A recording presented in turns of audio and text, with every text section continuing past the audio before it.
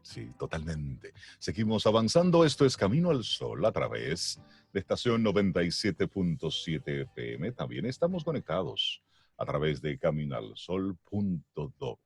Estamos muy contentos por recibir de nuevo en nuestro programa a un hombre que piensa profundo, lo comparte, lo escribe y sobre todo lo comparte aquí con nosotros en Camino al Sol. Leo Valeirón, buenos días, bienvenido de nuevo a Camino al Sol. ¿Cómo estás, Julio? Buenos días, ¿cómo están ustedes? Muy bien, muy bien. Sí, estamos bien. Encantados de tenerle. Gracias. Bienvenido. A la verdad que sí. En esta nueva virtualidad, en esta nueva modalidad, así que gracias por acompañarnos en nuestra cabina. Sí. Hemos tenido que aprender muchas cosas en estos días. Pero sobre todo, creo que en ese aprendizaje es verlo como una amplitud de miras. Lo que estábamos haciendo, ahora hemos tenido que aprender muchos, una forma más amplia, diversa de lo que hacíamos antes. Y por ahí es que va, como cada vez más se están ampliando las cosas que estamos haciendo, lejos de verlo como una limitación, es una manera más de. Y en esa misma línea. Esa es una reflexión tuya, Rey. Sí, esa es una reflexión mía. Tendremos una de Julio por acá también. Ahí vamos, ahí vamos. Reflexionando en condiciones de confinamiento. ¿Cómo has tomado este aislamiento, esta cuarentena, Valerón? Bueno, mira, al principio, por supuesto, como a todo el mundo, con una incertidumbre muy grande, porque uno ni sabía de lo que estaban hablando, ¿no? Uno tenía la noticia de lo que pasaba en China, pero de pronto las cosas se fueron como complicando, ¿no? Y yo recuerdo cuando nos dicen a nosotros allá en el Ministerio de Educación, ya el lunes no venimos, estamos todos en cuarentena. Y digo yo, pero ¿por qué, Dios mío? ¿Qué es lo que está pasando en este mundo, no?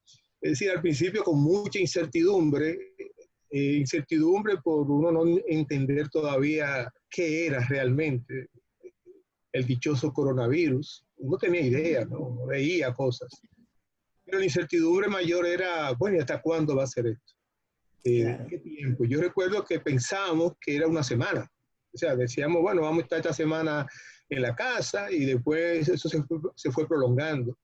Entonces la incertidumbre se hizo mayor, porque uno dice, bueno, ¿y hasta cuándo esto va a durar? Y luego el tema de la incertidumbre, ¿y qué yo voy a hacer confinado en mi casa cuando uno ha organizado su vida justamente fuera de la casa? Casi todos nosotros, nuestra vida está organizada no solamente fuera de la casa, fuera de nosotros mismos, que es la cosa para mí más complicada.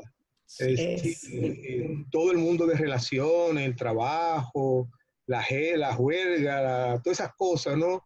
Nos llevan a una vida, digamos, más hacia afuera, más del mundo y de las relaciones.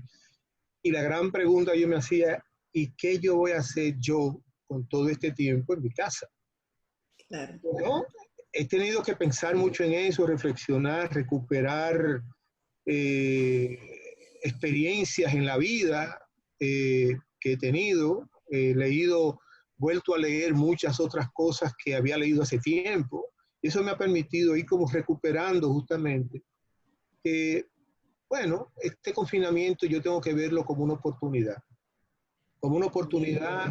para reencontrar otras cosas, comenzando con reencontrarme a mí mismo. Es decir, yo la verdad que no puedo negar que esto no es sencillo, y yo siempre trato de mirar no solamente mi propia experiencia, puedo partir de mi experiencia. En los años 60 aprendí una metodología en la JEC, en la Juventud Estudiantil Católica, llamada revisión de vida, que partía de un hecho concreto, pero uno trataba de mirar esa realidad expresada en otros ámbitos. Y de hecho me empezó a preocupar más el problema del confinamiento en familia desestructurada, el confinamiento en familia donde hay problemas de violencia, porque inclusive en mis clases de INTEC algunos estudiantes me decían, bueno, profe, la cosa no es fácil porque mi papá le fracasó un negocio y está que no sabe dónde, no sabe qué hacer, está muy alterado, aunque mi mamá trabaja mucho porque es médico.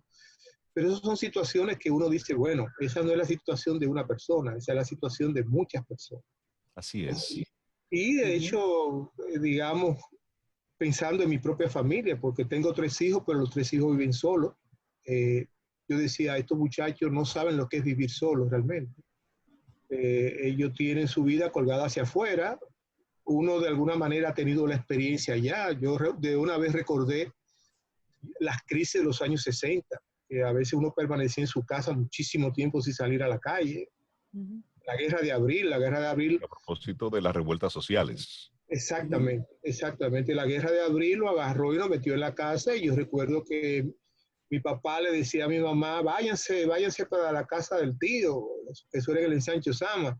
Y mi mamá dijo, no, tú no te vas a quedar solo. Entonces nos quedamos todos ahí, yo tenía 15 años y sencillamente fue una época también de, a veces todavía uno decía, ¿por qué hoy la incertidumbre es mayor? Bueno, cuando aquella época la guerra no sabía que había una lucha armada, muchos jóvenes que uno conocía en ese entonces, metido en ese ámbito, por mi casa, que era en Villajuana, yo recuerdo mi casa de zinc, las balas entraban, mi papá hizo una guarida, él era ebanista y creó una guarida en mi habitación, que era la única que tenía block, porque toda la casa era de madera. Y ahí nos refugiamos y durábamos días enteros metidos ahí, por la cantidad de balas. Te escucho haciendo esa retrospectiva de cómo tú viviste algo parecido a un aislamiento, a un confinamiento, cosa que los millennials, por ejemplo, desconocen completamente. La última vez que nosotros tuvimos toque de queda, si la memoria no me falla, fue en la década de los 80, cuando tuvimos la revolución del 84, que fue de los momentos así de la década 80 más importantes. Pero luego de eso, y luego del huracán George, que también tuvimos ahí un poco de estado de sitio, fuera de esos momentos, pues hasta muchos habíamos olvidado lo que significaba eso, estar en la casa, estar con nosotros. Y revisando tu blog en estos días, me ha llamado muchísimo la atención los diferentes temas sobre los cuales tú has estado reflexionando. Y me gustaría que en estos minutos pudiéramos brevemente llegar a algunas de las que han sido tus pensamientos y tus conclusiones. Por ejemplo, en uno de ellos tú planteas que la pandemia del coronavirus y la nueva cara de la angustia es una oportunidad de reencontrarnos con nosotros mismos. Y tú mencionabas una experiencia a propósito de una formación que tuviste en la década del 60, que a ti te ayudó en este tiempo a darle una revisión a lo que ha sido tu vida en este momento. Y me gustaría, si es posible, que pudieras compartírnosla de forma que pudiera también a lo mejor servirle a alguno de nuestros amigos Camino al Sol oyentes. ¿Cómo esto que ha estado sucediendo lo vemos como una oportunidad para reencontrarnos, mirarnos un poco más hacia adentro? Sí, mira, yo efectivamente, para mí esta experiencia de confinamiento obligatorio, yo digo, bueno, inclusive me invitaron a hablar sobre este tema y yo decía, uno puede hablar de 2 confinamientos. Hay un confinamiento que puede ser voluntario, lo hacen los monjes, se retiran a vivir en algunos sitios, inclusive ni se habla, total silencio. Las religiosas que viven en conventos, o el confinamiento obligatorio como el caso que estamos viviendo, con todo lo que ello implica. Y sobre todo con un tema que es nuevo, porque es un tema que nosotros vivimos hoy, que es todo este mundo de información o de desinformación a veces, que nos agobia porque nos crea todavía mucho más incertidumbre. Yo hace muchos años dejé de escuchar a los noticiarios de la mañana porque yo decía, bueno, es que yo todos los días estoy saliendo con un cuchillo en la boca porque es que esto nunca pasa. Bueno, lo dejé de escuchar y yo recuerdo que tuve una experiencia muy, muy interesante porque le comenté eso a una joven periodista de allá del Ministerio de Educación y me preguntó, ¿y cómo? ¿Y cuál te genera demasiado? Y yo le di el nombre del periodista que me generaba demasiada ansiedad. Cosas. Me dice, pero ese es mi papá. Dile a tu papá que yo no lo veo ya, porque yo me harté de estar escuchando a una persona que además de que se ponía demasiado serio, también eran noticias como trágicas. Entonces, de pronto, Llegó derechito el mensaje. yo creo que sí, de pronto esta situación, como que uno dice, bueno, pero espérate, es que yo voy a estar en mi casa, bueno, con mi esposa y mi suegro, en mi caso. Uno tiene las redes, uno se comunica con los hijos, con la familia y eso es todo bien, pero como quiera, o sea, estamos cada uno en su sitio, ¿no? Exacto. Entonces me dediqué un poco a pensar, un poco a mirarme a mí mismo. Comencé a decir, bueno, ¿qué cosas tengo pendientes yo como persona? A mí las clases con los estudiantes, di clase 31 años en la UAS y en Intel ya yo perdí la cuenta, porque ya eso va casi casi los 40 años. Las clases, sin embargo, siempre son para mí un motivo de reflexión, porque escucho a los muchachos, los escucho, le dedico atención y a escucharlo, tiempo a escucharlo. Y me doy cuenta de que pueden estar con todos sus amigos, pero viven muy solos. Y yo me comencé a preguntar sobre ese tema. Bueno, ¿y esto cómo nos va a impactar a nosotros? Porque la soledad se va a hacer dura, va a ser más fuerte. Y me comencé a recuperar, comencé con organizar mis libros. Yo el cuarto de servicio lo convertí en mi mini biblioteca. Tengo muchísimos libros regados por todas partes. Pero organizando los libros empecé a encontrarme con antiguos autores, escritores que para mí marcaron mi vida. Y yo menciono a este señor, Ignaz Lev, en el artículo que tú mencionabas al principio. Ignaz Lev y un libro que se llama Riesgo y osadía del existir. A la verdad que cuando yo adolescente leí ese libro, no puedo negar que me impactó. ¿Y por qué? Porque el tema era recuperar el sentido de la vida, recuperar el significado de la vida. Y a la verdad que dije, caray, yo he trabajado eso con los muchachos en Intec, sobre la necesidad de que ellos escriban su proyecto de vida, hagan conciencia de su proyecto de vida, de cómo se autoproyectan, cómo se miran hacia el futuro. No solamente en el futuro inmediato, de cuando terminen la carrera, sino en la vida, cómo se miran. Pues bueno, me tocó a mí pensar en mí mismo, es decir, cómo yo me veo, cómo yo me visualizo, y sobre todo en estas cosas que nos van diciendo esta gente, los Kissinger, los Brown, toda esa gente que comienzan a decirle a uno que vamos a llegar a un mundo totalmente distinto. Y bueno, ¿y cómo será ese mundo? ¿Y cómo será mi mundo? ¿Y cómo será nuestro mundo inmediato? Y empecé un poco a releer a Víctor Frank, que siempre lo releo, a Castilla del Pino, a Erich Fromm, que para mí sigue siendo un autor de hoy, al mismo Morán, Edgar Morán. Empecé como a mirar de nuevo a todas esas personas que he leído, al mismo Dalai Lama, que lo conocí más, digamos, más recientemente, hace unos 10 años que empecé a leer al Dalai Lama, me puse en contacto con sus libros, sobre todo con un libro que es el que yo creo que es una colección de artículos de intervenciones, un seminario que el Dalai Lama organiza y que Daniel Goleman, el que habló de las inteligencias emocionales, todo lo compiló en un libro que le llaman Las emociones destructivas, cómo conocerlas y controlar. Y es la verdad que cuando miro todas esas cosas, veo que el ser humano tiene un mundo interior desconocido.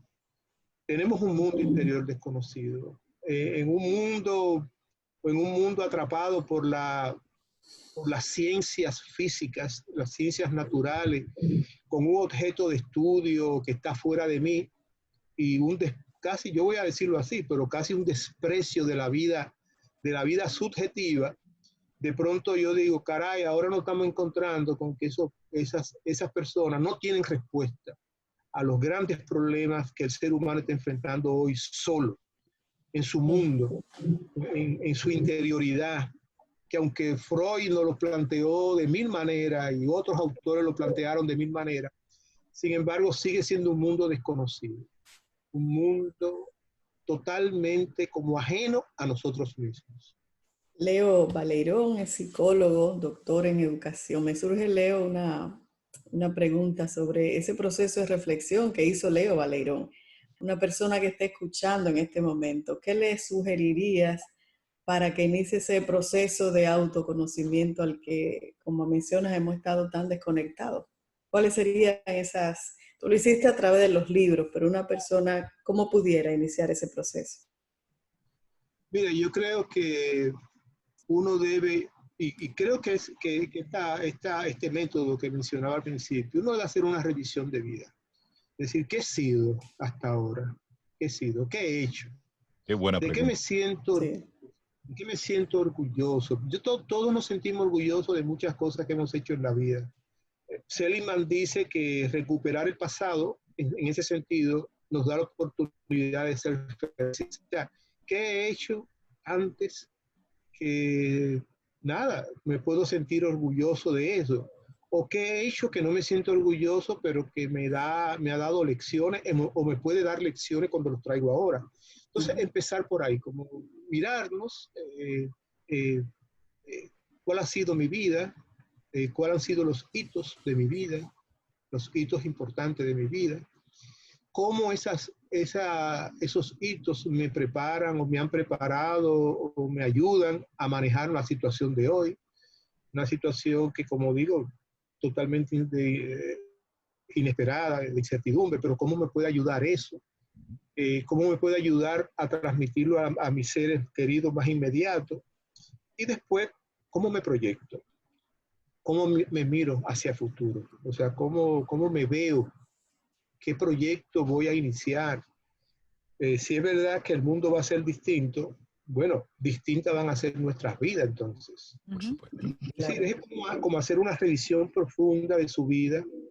El que es creyente puede ayudarse con una lectura. Hay capítulos de la Biblia que son muy profundos, o puede utilizar cualquier otra herramienta, pero que le ayude como a pensar desde lo que es la experiencia de otro. Por ejemplo, recuperé también el libro de Mandela. Y Mandela tiene en su primera página una carta que es extraordinaria de sus 27 años de confinamiento, de confinamiento obligatorio en una cárcel.